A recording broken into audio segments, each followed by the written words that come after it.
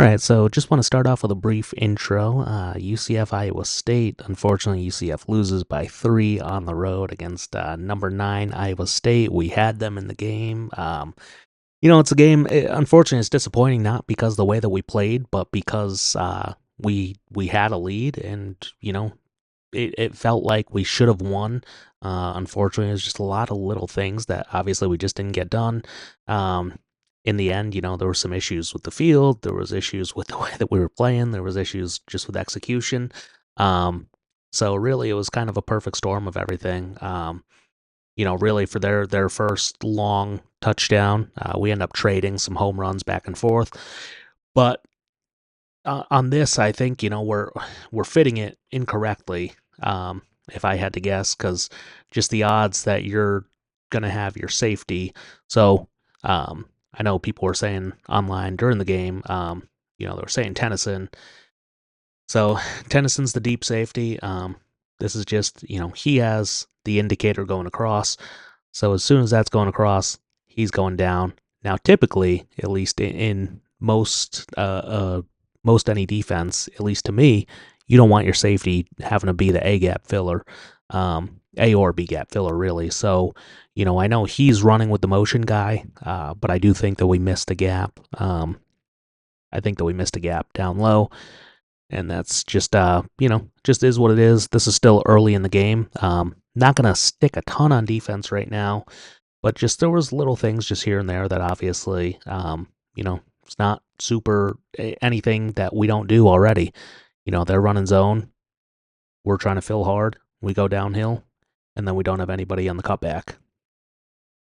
So it's a good job by them. Obviously, they had good runners. The other thing I just wanted to mention as well is Rocco Beck, quarterback, didn't have the greatest throwing night, but scrambling, scrambling, I thought he did a phenomenal job. We talked about, though, or I was talking to some people this past week and on the game night, Saturday night, and they were saying, well, why didn't we put a spy on him? The fact is, he came into the night with only about 55 rushing yards on the season. He's not a known runner. Now, that's not to say he's not athletic. That's not to say he's not fast. But obviously, if we had some disciplined rush lanes, we're bringing him down for sacks instead of a little bit. I felt like we were twisting ourselves out of position. Again, if we squeeze this down, this is probably a sack instead of like jumping right there, falling for the pump fake. But when we were playing man, we clamped them down like crazy. And that was just one of the things. That was one of the reasons as well that you saw him pulling the ball, taking it down, and then he was running and scrambling. So in those instances, we're calling for, hey, why aren't we putting a spy on him? When you do that, when you do change the spy, you're changing the coverage, right? So either somebody in coverage now has to spy, or somebody who's rushing now has to spy. Now, obviously, we're getting good pressure on them. So now if we can just tighten up the rush, then we're in a good position. We don't necessarily need to do that. So that was just kind of the disappointing thing, is that we let a guy who is not a known runner end up doubling his run production of the night. I think he ran for 2 or 3 touchdowns. I think 2 touchdowns, ultimately 2 sneaks, and then he ran for just under 100 yards. So, but again, they were a good team. We knew that they just weren't going to give up, right? We knew that they were going to be there till the end.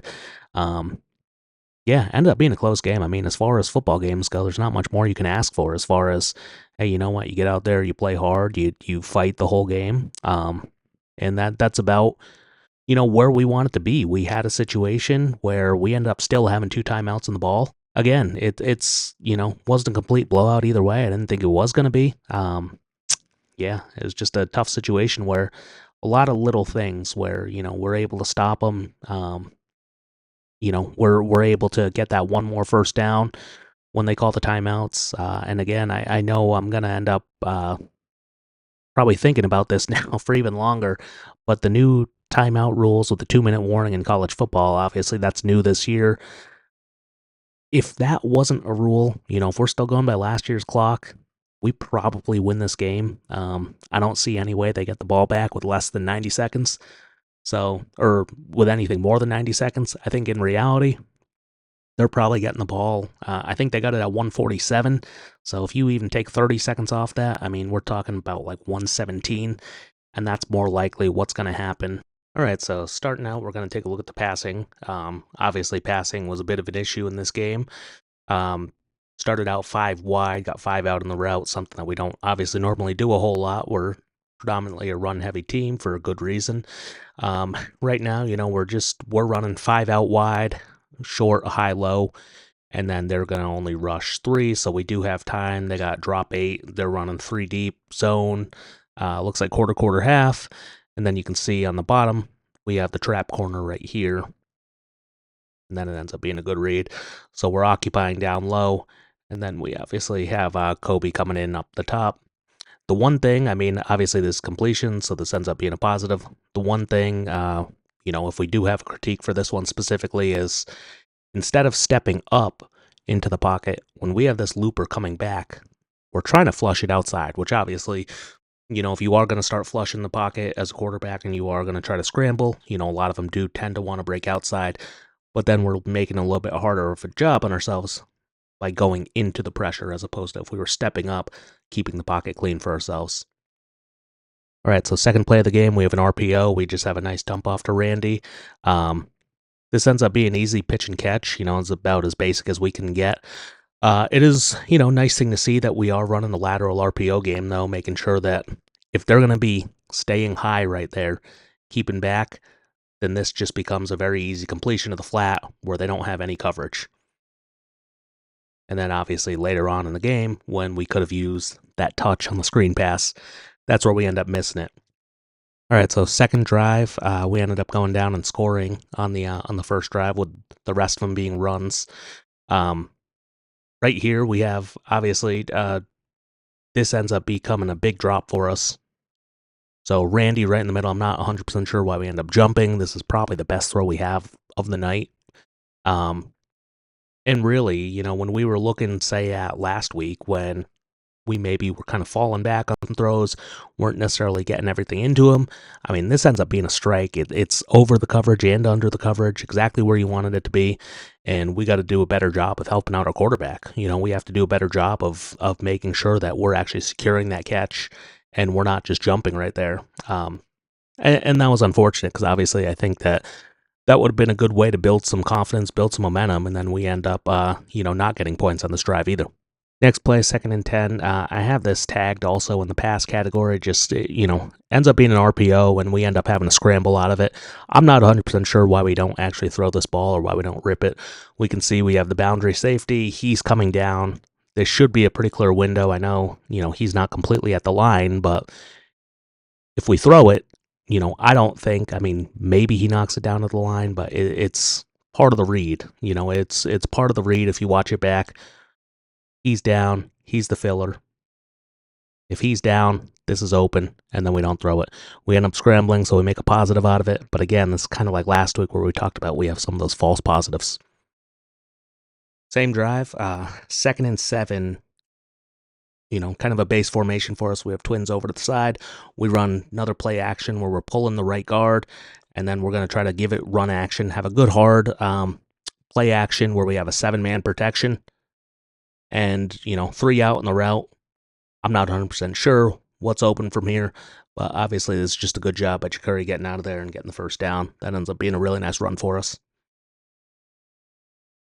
All right, so after we end up getting the first down, we're back in 3rd and 7, 3rd and 7, 3rd and long. We're in a pass down. Pretty basic concept. It's just double slant to the field. I think every team in America has double slant in the field. And unfortunately, this is just one of those throws where not much else to say besides it was just the throw was behind. We get the throw in front, it's a catch. Unfortunately, it's behind. There's nothing Kobe can do about it. So again, these are little things, little mistakes that, you don't expect somebody to be perfect. But this ball right here is just, it's uncatchable. There's no chance for it. Next drive. Starting out, okay, so we are down now at this point, 14-7. Another RPO. This time we're running double stick to the field. So we have the double hitches out there. That becomes the access throw. So it's kind of one of those pre-snap things where you see it. You can see the space that we're getting on the pre-snap side versus on the post-snap side. And then so it ends up just turning into a pretty easy, hey, we're going to check out and we're just going to throw it immediately. So ends up being a really nice, really nice play for the offense. Javarius Johnson comes in, he gets a catch, he ends up making about, I don't know, 14, 15 yards out of the play. And you can see later on, I don't know if they were practicing a lot together over the last few weeks, but yeah, we end up going to Javarius a lot, and that seems to be, um, I mean, really who Ja'Curry is looking for, especially on those deep shots. Second quarter, back to it. So we have a stack twins down to the field. So we know that if we're doing stack, then you're probably going to have some sort of switch release, either one in front of two, or there's typically going to be some sort of in and out game when you have the stacked release right there. Um, Still making sure that they have to honor the run, tight end into the core. We have running back down, so we're definitely gonna force them to stay close. 7-man protection again. Running back, tight end are staying in the protection, and we end up having one-on-one. So I know that there was some complaints, obviously, about, hey, why didn't we go for shorter passes? Um, we have a clear out, and then we have the one-on-one. We don't win the one-on-one right there. We're the defense is staying on top of it the whole way. I mean, obviously there's a little bit of contact, but that's something that you just kind of have to fight through. And unfortunately, it's just not a great job right there.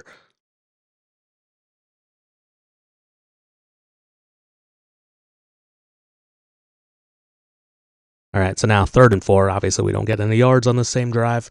The game is tied though, 14-14. Second quarter right now, and again now we're going 5 open, 5 out in the route. So it's not that we weren't trying to get guys out in the route. I think that was kind of maybe some of the complaints that people have had before in the past is obviously, hey, why aren't we passing enough? Again, we go 5 out in the route and they go drop 8.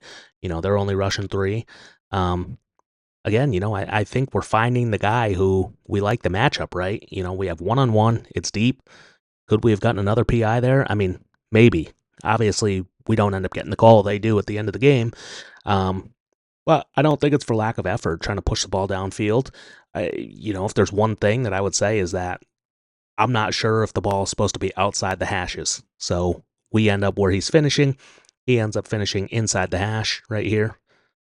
I don't know if the ball was supposed to stay outside the hash and he was supposed to keep outside. Um, it doesn't look like it was naturally supposed to bend inside, but unfortunately miss it. So, it's good arm strength right there, obviously. But I think that if the ball was to the outside, I think that we might have a little bit better chance just because we do have the defender on the inside. All right, next drive we have a little bit of a play action, a little bit of a rollout. Um, eh, Off the play action, we have somebody in his face. We end up having the backer who ends up looping around. So this is, it's a tough situation because right now where we're trying to sell the play action, we're trying to sell that we're going to run inside zone. So picking that up is not necessarily going to be an easy pickup for us. He ends up being in the face on the throw, and we end up having to do a fall away. That's something where, again, we pointed out last week where we did see a decent amount of falling away on throws that you probably don't want to see. You kind of rather step into it. And obviously, this ball, it's a little bit better ball. If it's not sailed on him, this is going to be a first down. So unfortunately, it ends up just being, too high, too wide. But it is an open play again.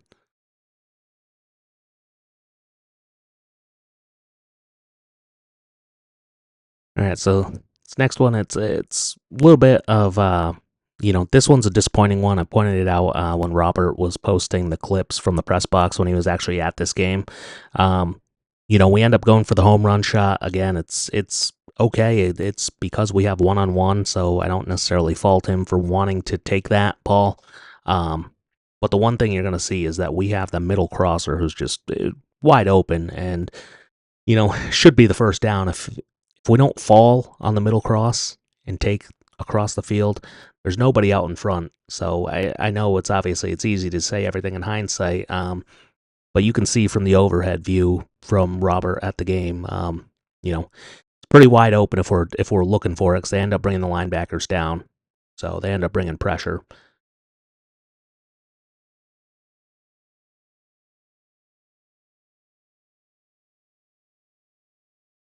All right, so just after the 2 minute, we're trying to run a screen back to the boundary.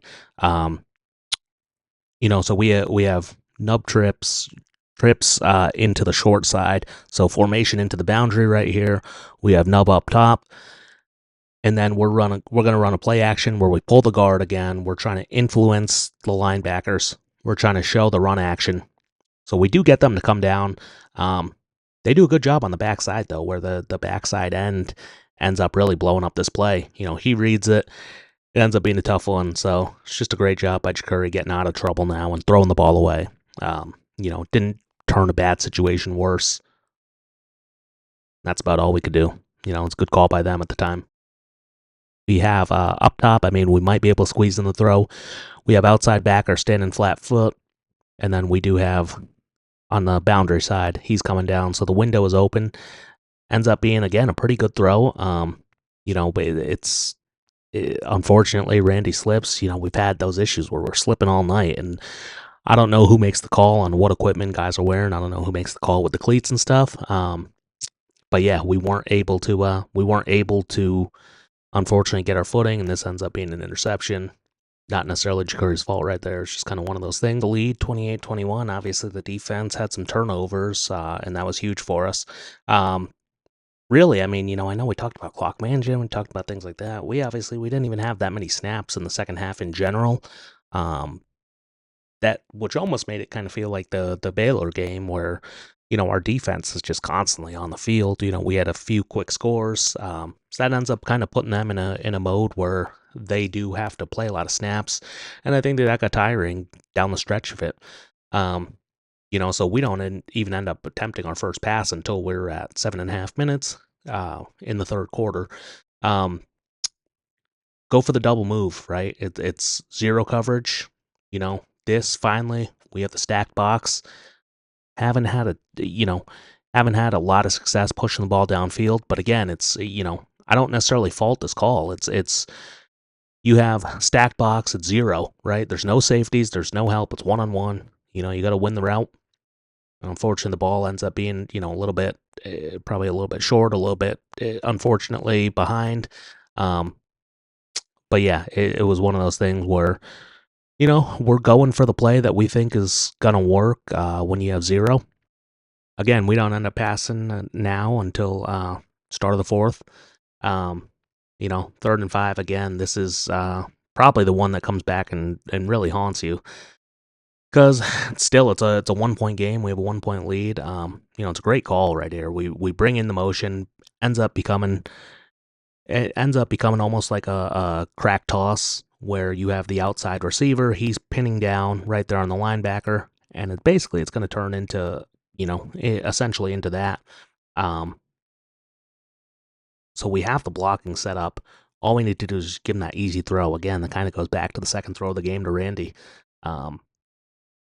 Now, unfortunately, I think these are just some of those mistakes that you end up having when you have either a young quarterback and sometimes a mobile quarterback who maybe, they tend to rely a little bit on their legs and their instincts versus sometimes making those easy throws. 2nd and 9, got to get some yards. You got to get a chunk somehow. Again, it's not really a stacked box right here. They're pretty far back. The 3 safeties are high. They're, 10 yards off. So it ends up being just an easy pitch and catch right there. Okay, so 3rd and 5. Game is getting close. This is going to end up being a, kind of 5.5. It's 6-man protection if somebody's coming. We end up, checking out, check release. So then we do have 5 guys out in the route again. We only need 5, but again, it's taking the read, seeing what's out there. We have 5 guys out in the route. Well, right now, the one safety in the middle, he ends up taking the middle over. So again, we have 0 to who we end up throwing to. So 2 defenders end up taking the crosser. Again, this is 1-on-1 right here. If the ball, this is just highlighting, Fox Sports. They did a little bit of a package just on some of the missed throws, obviously, where we kind of taking some shots. We're going deep. Something again I forgot to mention earlier in the first half. We end up having the wide open crosser right there. We end up trying to throw the deep ball to Kobe, but we did have the wide open crosser. Unfortunately, it just end up, not throwing it. I don't know if it's, we were told, hey, you have to throw it deep right there. But you would think, you can take the easy money. One of the things that's just sometimes even confusing, right? We have young quarterback who has skills, showing good things. Because then he goes and he makes this throw. It's tight window formation into the boundary. We're running a little bit of a sail concept where we have a 3-level read. It's high, middle, low. So we have a flat player, we got the deep ball, and then we run in the corner. I mean, that might be the best throw of the night. That's not exactly an easy window, and we end up getting it. So, if you could do that consistently, then we have something working out. Okay, so just gonna start taking a look now at the run game. Obviously we had some home runs. We opened up some big holes for just huge plays, touchdowns, things that you're not gonna turn down, obviously, because they're great to happen. The one thing that I would say that you just notice is that occasionally, with some of the stuff that they're doing, the way that they're slanting, the way that they're looping backers is, we weren't always able to sustain all of our blocks. Sometimes a little bit volatile, just the way that we were trying to push one guy one way, but then they're either slanting away or slanting into us. So it just kind of muddies up what the offensive line is trying to do, but that ends up obviously being, part of their identity and what they want to do to us. So it ends up working out good for them. First drive of the game, though, we end up having some good blocking. First drive of the game, obviously, we were able to drive down and score a touchdown. So, yeah, I mean, that was great. And then, great individual effort, obviously, by RJ. Just seeing right now the guys on inside zone. Everybody's able to get hat on a hat, and then we're climbing. It's a really nice job by Kittler. I mean, he's, on his knees, and then he can still stay in front of his guy, not let up. Medley does a great job, just, staying with the bodies. Left tackle, great job. And then that's about all you need for the running back to go. It's a good angle of the touchdown run in the first quarter, first touchdown of the game. We end up going, 12 personnel, one running back. We have 2 tight ends. Personally, to me, I like doing this a lot, especially when you have these odd front teams. When you start adding a tight end, you start adding a gap, so it doesn't just go A, B, C, but then we add the tight ends. Now there's also another D gap as well. Same thing on the opposite side. He's not directly on the line, but we do have another option to reach out there. And just you create a little bit more. We're running quarterback read right here. I'm not 100% sure what read he saw to pull, but ends up being a really great job, by Miles just laying out the block. I mean, this is huge. Miles, he gets a pancake right there. I mean, doesn't get much better than that. And then Kobe, obviously, has got the physical blocking as well. So this was just a great way to start the game and, really give credit to everybody. It's a nice call. Iowa State started the second quarter. They're running a 3 deep fire zone, and, it's a good run blitz, right? You have dropper, dropper, dropper, you have 3 deep, and then you got the under guys, and then you're bringing hard pressure, hard fill. So ends up being, we're short of some blockers right here, and it's just not super easy. Obviously, we're missing some blocks too, which doesn't help. But we're trying to read it. We're trying to get back some numbers by reading. But their outside backer does a good job kind of giving us a muddy read, right? He's flat, he's surfing. But he's not really declaring either way. Because at the point, we're kind of getting blown up. That ends up making some hesitation in the backfield, and the surf guy is able to get in there. All right, so, now we're looking at the next series. We end up getting one of those home run plays that we talked about, right? Ends up just being really good. It's inside zone. RJ does what he does, and he busts it open for a huge touchdown. When we look at the end zone shot that they give us, I think that Iowa State actually lined up incorrectly. You have the slant. They're slanting to the back. I wouldn't expect having a safety in general, a deep safety having to come up and then fill the B gap. It's not typically a great area for them to cover from depth. I mean, normally, they could run the alley and they could take out the C gap or, what's on the outside. But I think just by their alignment, if we go back to the actual run play, I have a feeling that they were lined up incorrectly. So that was just kind of my take on it. I mean, obviously, we'll take any bust that they have, but they do bring outside backer. He comes down. But yeah, then the safety is stuck trying to fill the B gap, and that's not exactly great for them. All right, now we had tie game. After a great run, and then we ended up going back to another GT. We were really liking the guard tackle pull counter. Right here, unfortunately, at the point where we're supposed to have, all of our down blocks. Again, you see a little bit of movement, a little bit of penetration. And I think it's just because you see the D line is slanting. So they start slanting, say, to the back, towards the field, and then they're looping the linebackers back the other way. So it's slant and then loop. So obviously it doesn't make it the easiest play in the world, but I thought the O-line did a pretty good job. Pretty good job right there sorting it out there. And so this is one of those, it's outside zone. What we're looking at is kind of our base formation. We have our twins formation. We have our tight end sitting in the wing spot. And then it's just outside. Outside, everybody's leading. Obviously it's great individual job by the running back again, fighting for those extra yards, and it's a good job blocking on the perimeter. So this again is one of those positive things. And when you do have these 3-man fronts, adding that tight end, adding that extra gap, can start to give you the advantage when they're going to sit back high like this. So especially on these early downs when first down, second down, you're trying to steal some of those yards so you can get yourself into a 3rd and short. All right, so this play, we actually get away with it, away with the call. The refs, we should have been flagged for illegal formation. We have the X on, we have Kobe on, but then we don't have anybody else on. Randy's back. We also have the other slot back, and then we're jetting across. So technically this guy or this guy, one of the two was supposed to be up on the line. Basically, they would end up becoming ineligible because they'd be covered up by another person on the line. And then on the backside, we didn't have the 7th person on the line that you need to have to make it a legal play.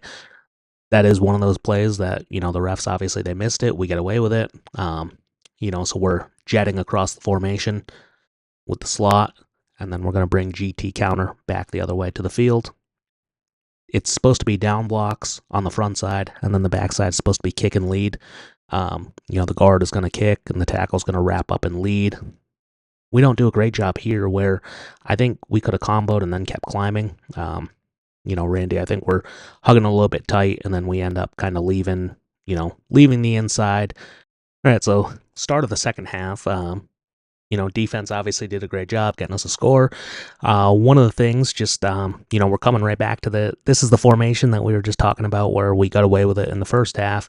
See, now we're going the unbalanced. We're going unbalanced, motion the back to the backfield, but we have four over here, and then we don't have our eligible on the line over here. So we have 2 on the line here. So 2 on the line, 2 in the backfield. That's fine. That's legal. This guy's ineligible. So if it were a pass. So I don't know if Iowa State realizes that or not. But obviously we're run blocking right here. So, that was just one of those things. Again, little things that you're talking about where we don't get flagged on something. Obviously, if you get flagged on it, fans are upset about the procedure call. Again, now you're going to see in the tight end spot, Randy, this time we are actually able to climb up to the backer. But because they bring that field pressure, we don't kick that. We end up doing double lead, and then we don't get probably as many yards as we could have if somebody would have kicked out first. So now this is the close shot that they're giving us. So you can see Randy, he's able to climb up to the backer this time.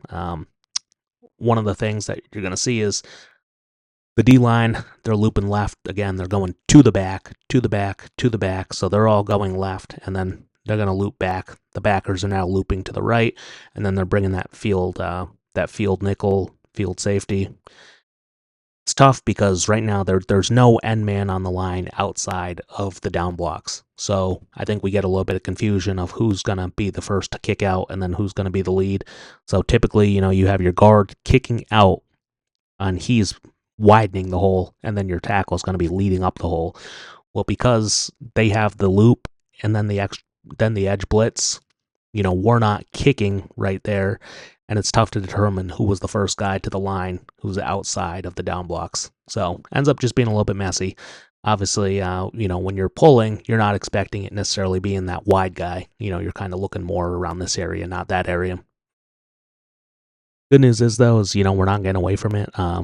We still were confident that we can still pull, kick, block. Because we're doing not a bad job. I mean, it's just a volatile, right? And that's the way that football kind of goes. You win some reps up front, you lose some reps up front. So again, this ends up being quarterback RPO. It's a one man, it's a little bubble RPO. There's no RPO fake to the running back. This is basically, we're looking out here. It's 4 over 3. And then if we like it, obviously throw it. And then from this angle, we got GT coming back. And then, just great blocking. And of course, once you get the quarterback with speed, that ends up being a great job. So again, now we put tight end on the line. You add that 3-man surface. Now we're adding gaps for these guys to cover, right? So you have 6 guys, but now we're also adding in quarterback run. And this is where we're talking about where when we go down block and then the guard and tackle, they end up going kick lead, right? He ends up having a kick out and then leading up. So it's a great play. It's a great job to sort out who's coming and who's not. All right, so next series, we end up coming back to the counter again. Again, we're going unbalanced on the line. If it's not broke, don't fix it. And unfortunately, they end up making a good play here as well. I think we miss some of the blocks up front, and that ends up ultimately hurting the play. We're going at the point of attack. It should be down blocking into the call. We get the end zone shot of it, so he's going to down block, right? The center has to pin back. So we know the guard and tackle are leaving. So the center has to go back. The guard has to then take the nose. The tackle needs to work, back to whoever's down. So we take a step to the right. We have tight end. Tight end should be able to help push this down. Unfortunately, what we're doing then is, we're keeping eyes up, but then we allow the free runner to come back through. So when we're talking down, I understand it's tough because everything's moving fast in the moment. They end up looping. We're going down. And that's how quick the game sometimes hits. A lot of these inside runs especially. That's why some of these things can hit for home runs. Because if you block it out properly, then all of a sudden there's nobody left in that second and third level to get there. Unfortunately, we end up, letting penetration through. Ends up getting strung out. And they do a good job. 41 again, he does a good job as well. Sticking close to it. And then he ducks the first block. Do a nice job stringing it out. So, all right, so now we're coming back. Same formation, same run action. We're going to have guard tackle pulling, and they're coming through. So again, but now instead of Randy down blocking this time, now he's actually going to loop out there. Then we have the read for the quarterback to either pull or give. Ends up seeing the flow over the top. And then it ends up being quarterback pull. So it ends up being a really nice play again. And that's, again, one of these layered things where, they beat you on one of these plays like we talked about just last play. That's okay. Because then what's our counter to their move? So we end up running the read to it now instead. So instead of just letting them beat us to the point, now we're going to fold underneath. Okay, so now, again, we're coming back to the one-man, to the bubble RPO. We're taking a look outside. It's 4 over 3. Then we're going to see, is he coming in fast or are they staying up there? So we end up reading it, decide it's going to be a pull. Ends up being a good pull. This play, again, probably shouldn't have busted out for as long as it did because we end up having the left guard slipping and falling. Again, back to that equipment issue, back to that cleat issue. So we really don't even get a block out of there. So then we're down on the blocking. But, that is the one nice thing when you're going gap scheme and you have the kick out blocks is that anything outside of the kick, really, they can't do anything if they're on the outside of the kick. So we still have a lane, we still have a crease, and that's really what's nice about when you see the trap blocks, the wham blocks, just the gap scheme in general, is if they're blocking out, we can cut inside and up. All right, now, again, we're able to get the ball back. 4.5 minutes to go. Now we're in that, kill the clock mode, 4-minute mode.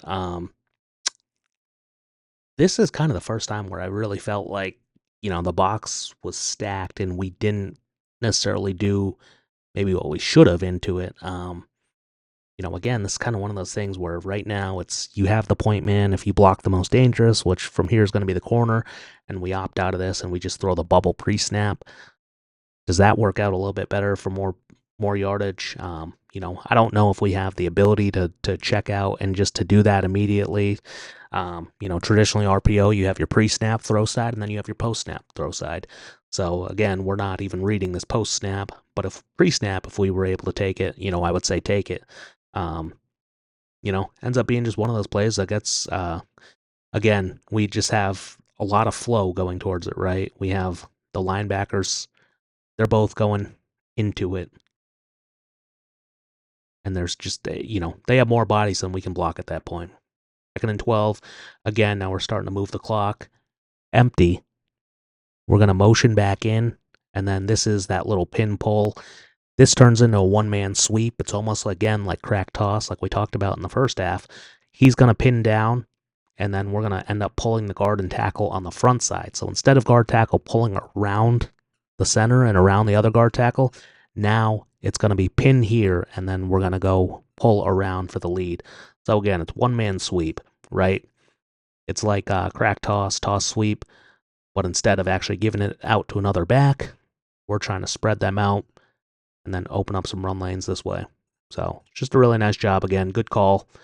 Good block by Randy. It's a good job by the O-line. And yeah, everybody's moving.